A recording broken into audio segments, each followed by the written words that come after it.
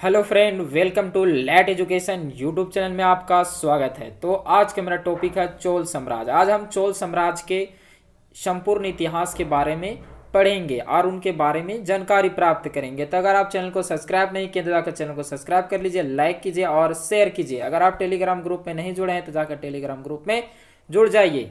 तो आज हम पढ़ेंगे चोल साम्राज्य के बारे में या चोल वंश के बारे में। तो इसमें नंबर 1 पॉइंट है, 9वीं शताब्दी में चोल वंश पल्लव के पतन के बाद स्थापित हुआ। तो चोल वंश का स्थापना कब हुआ? तो जब पल्लव वंश का पतन हो गया तब चोल वंश का स्थापना हुआ या स्थापित हुआ। अगला पॉइंट है, इस वंश के संस्थापक विजय ले थे जिसकी राजधानी तांज, तंजौर या तंजावुर था। तो इस वंश के संस्थापक कौन थे? विजय आले थे। इनका शासनकाल कब से कब रहा? 850 से 87 ईस्वी तक। अगला पॉइंट है,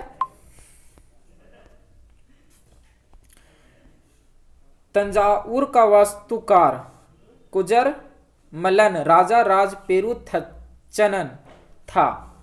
अगला पॉइंट है, विजय अले ने नर केसरी की उपाधि धारण की और शुंभु सुधनी देव मंदिर बनवाया। अगला पॉइंट है, चोलों का स्वतंत्र राज्य आदित्य प्रथम ने स्थापित किया। अगला पॉइंट है, पल्लव पर विजय पाने के उपरांत आदित्य प्रथम ने कोदंड राम की उपाधि धारण की। अगला पॉइंट है, चोल वंश के प्रमुख राजा थे Parantaka one, Raja Raja one, Rajendra one, Rajendra two एवं कुलुतुंग। तो ये हुए चोल वंश के प्रमुख राजा जो प्रतापी थे और महान थे और साम्राज्य विस्तार में इन्होंने महत्वपूर्ण भूमिका निभाई थी। अगला पॉइंट है, तक कोलम युद्ध में राष्ट्रकूट नरेश कृष्ण तृतीय ने प्रतांक वन को पराजित किया।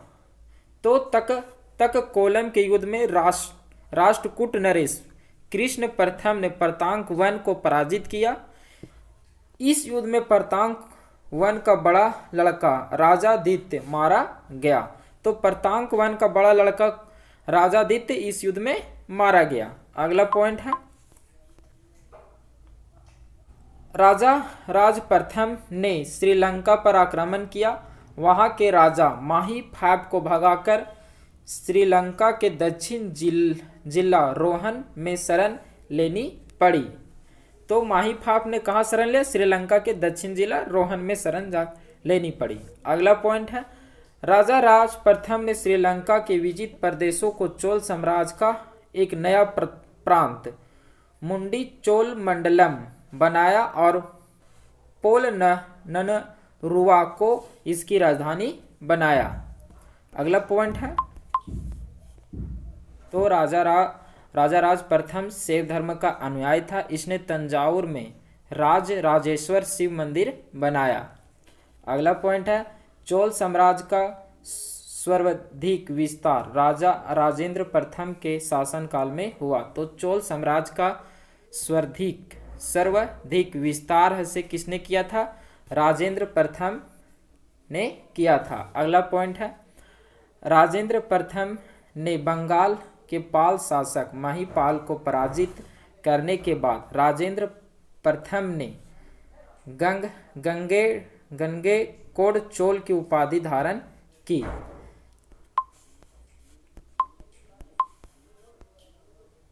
गंगेकोंड चोल की उपाधि धारण की और नवीन राजधानी गंगेकोंड को बनाया। तो राजेंद्र प्रथम ने बंगाल के पाल शासक महिपाल को पराजित करने के बाद राजेंद्र प्रथम ने गंगेकोंड चोल की उपाधि धारण की और नया राजधानी गंगेकोंड को बनाया। अगला पॉइंट है, राजेंद्र प्रथम ने चोलपुरम के निकट चोलगंगम नामक विशाल तालाब का निर्माण करवाया। अगला पॉइंट है, नोट में गजनी का सुल्तान महमूद राजेंद्र प्रथम का समकालीन था। अगला पॉइंट है, राजेंद्र टू ने प्रकेसरी एवं वीर राजेंद्र ने राजकेसरी की उपाधि धारण की। तो राजेंद्र जो द्वितीय था उसने प्रकेसरी एवं वीर राजेंद्र ने राजकेसरी की उपाधि धारण की। अगला पॉइंट है चोल वंश का अंतिम राजा राजेंद्र तृतीय था या थ्री था। अगला पॉइंट है चोलो एवं पश्चिमी चालुक्य के बीच शांति स्थापित करने में गोवा के कदम शासक जयकेश प्रथम ने मध्य अस्थ की भूमिका निभाई थी। तो चोलो एवं पश्चिमी चालुक्य के बीच शांति स्थापित करने में गोवा के कदम शासक जयकेश प्रथम ने दोनों के बीच मतलब चोलो एवं पश्चिमी चालुक्य के बीच क्या किया था, एक तरफ से समझौता करवाया था। तो समझौता करने में से किसने भूमिका निभाई थी? जयकेश प्रथम कदम वंश के शासक ने भूमिका निभाई थी। अगला पॉइंट है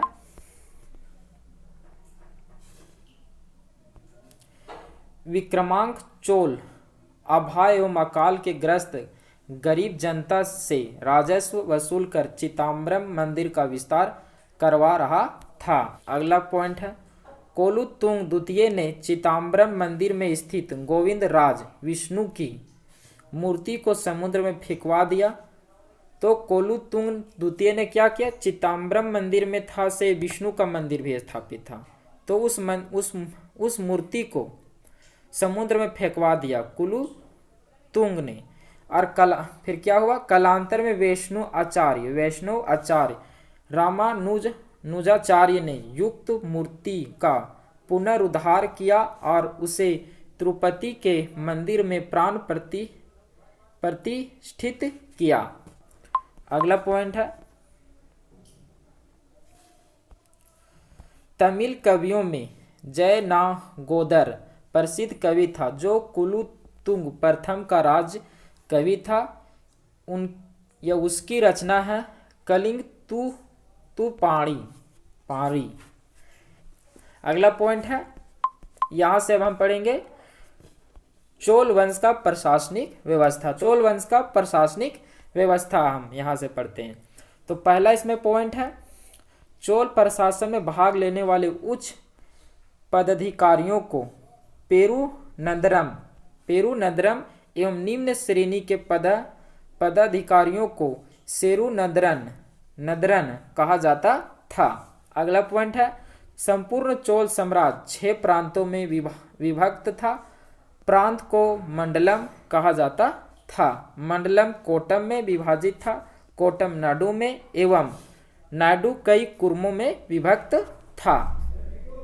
अगला पॉइंट है नाडु की स्थानीय सभा को नादुर एवं नगर की स्थानीय सभा को नगरतार कहा जाता था। अगला पॉइंट है बेललाल जाति के धनी किसानों को केंद्रीय सरकार की देख रेख में नाडु के कामकाज में अच्छा खासा नियंत्रण हासिल था। उसमें से कई धनी भूस्वामियों को चोल राजाओं के सम्मान के रूप में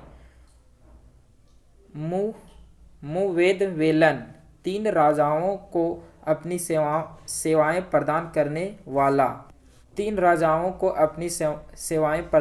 वाला वेलन या किसान अरइयर प्रधान जैसी उपाधियां दी।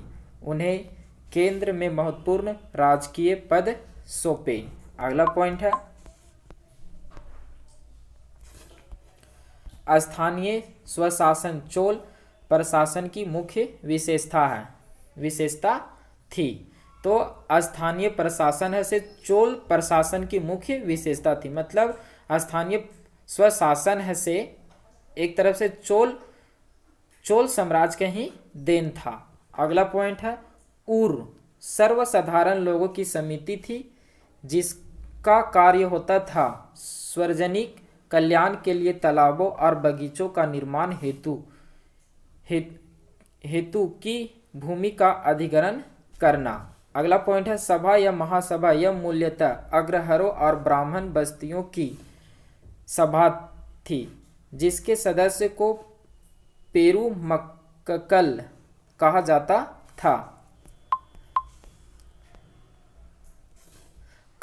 था। यह सभा वरीयम नाम की समितियों के द्वारा अपने कार्य को संचालित करती थी। अगला पॉइंट है, सभा की बैठक गांव में मंदिर के निकट, वृक्ष के नीचे या तालाब के किनारे होती थी। अगला पॉइंट है, व्यापारियों की सभा को नगरम कहते थे। तो व्यापारियों की सभा को नगरम कहते थे। अगला पॉइंट है, चोल काल में भूमि कर उपज का 1/3 भाग हुआ करता था।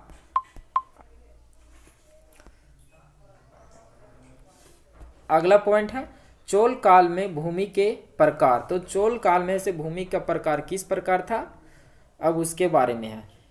वेलन वगाई गैर ब्राह्मण किसान स्वामी की भूमि थी।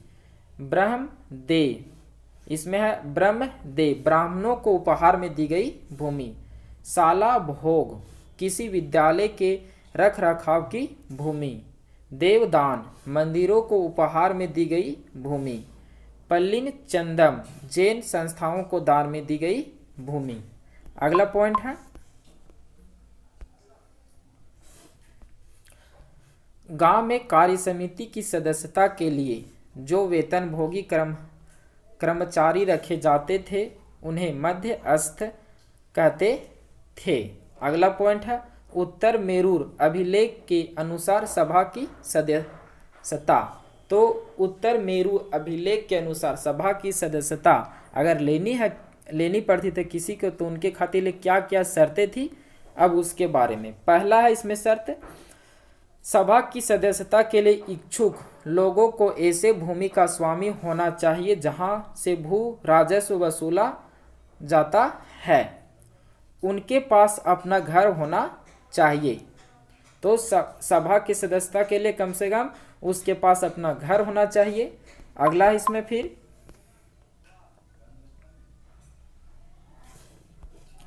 तीसरा है इसमें उनकी उम्र 35 से 70 के बीच होनी चाहिए। चौथा पॉइंट है उन्हें वेदों का ज्ञान होना चाहिए। पांचवा पॉइंट है उन्हें प्रशासनिक मामलों की अच्छी जानकारी होना चाहिए और ईमानदार होना चाहिए। छठा पॉइंट है इसमें,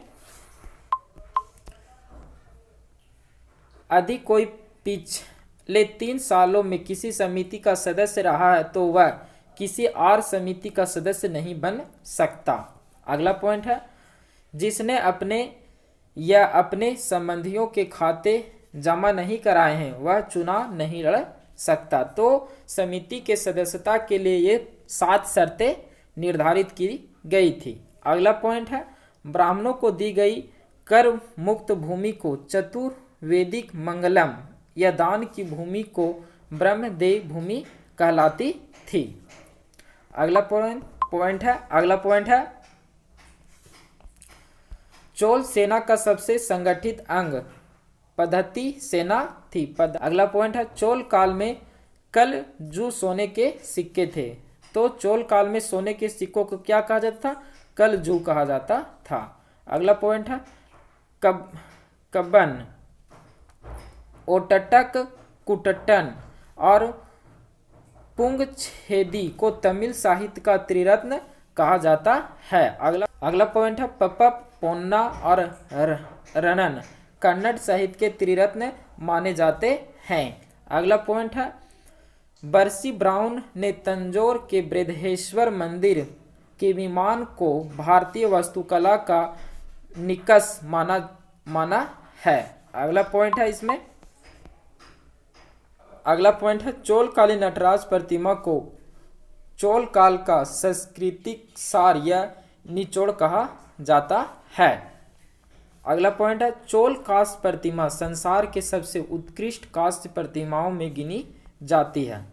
अगला पॉइंट है, शैव संत ईशान शिव पंडित राजेंद्र वन के गुरु थे। अगला पॉइंट है, चोल काल 10वीं शताब्दी का सबसे महत्वपूर्ण बंदरगाह कावेरी पट्टनम था। तो चोल काल की 10वीं शताब्दी का सबसे महत्वपूर्ण बंदरगाह कौन था? कावेरी पट्टनम था। अगला पॉइंट है,